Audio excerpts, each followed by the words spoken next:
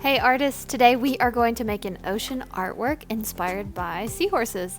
We're going to be using watercolors and rubbing alcohol to create this bubbles effect that you will absolutely love. You'll have two pieces of paper, one slightly smaller than the other. Don't forget your name on the back. You're also going to need some watercolors, a paintbrush, and some Q-tips to use in the rubbing alcohol.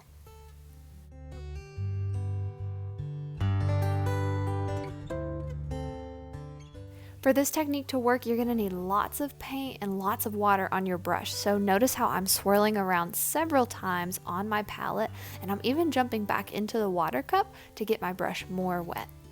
I'm starting with only the cool colors. I'm saving those warm colors for my second paper.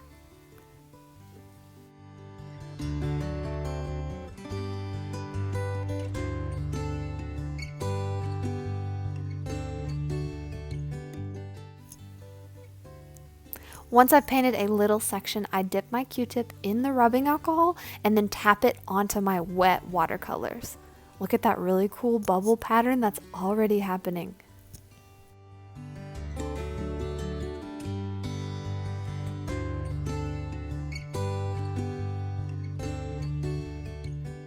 Keep working, going over your whole paper, but working in small sections. Your paint has to be wet for this to work. Don't touch the rubbing alcohol again once you've put it on your paper because we don't want to wash it away.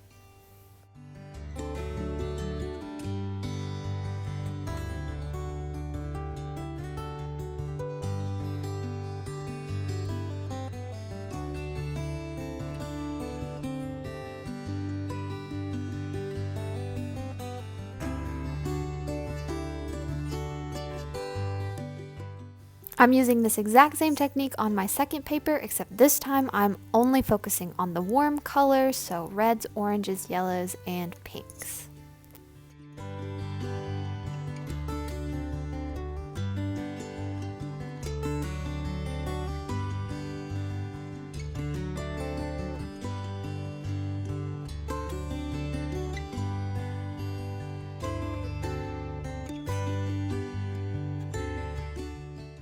Once our papers have had time to dry, we're going to use them to create our seahorse collage. We are going to use the warm paper first, so I'm just going to take my background paper, that cool colored ocean paper, and set it aside, and then take my warm paper and flip it over to the back so that I can see more easily where I am tracing around my seahorse stencil.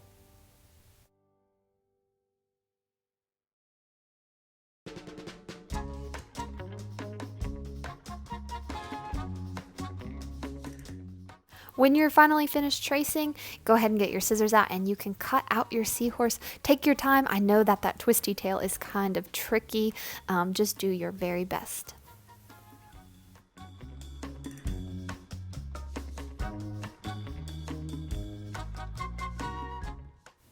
I always really like to save my scrap paper, especially because it's so beautiful. I'm actually going to use it to add extra details like coral, seaweed, fish, or even some baby seahorses.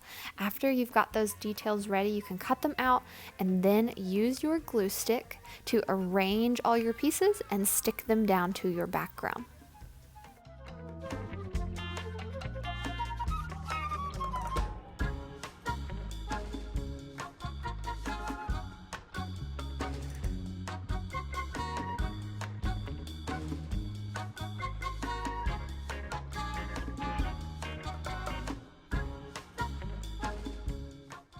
For our last steps, we're going to start adding those details. Details are what make an artwork really special and unique.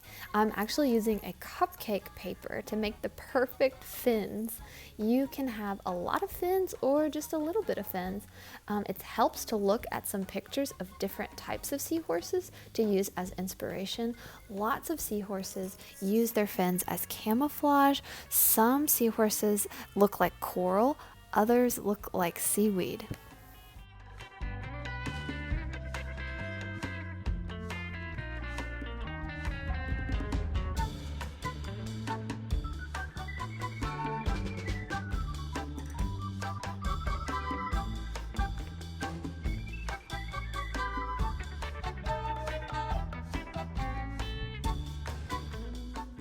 To tie it all together, I'm using my oil pastels to add textures, patterns, and details to my seahorse and also the background. Remember that you are the artist. You make choices that make your artwork unique. It does not need to look just like mine. Have fun, most importantly.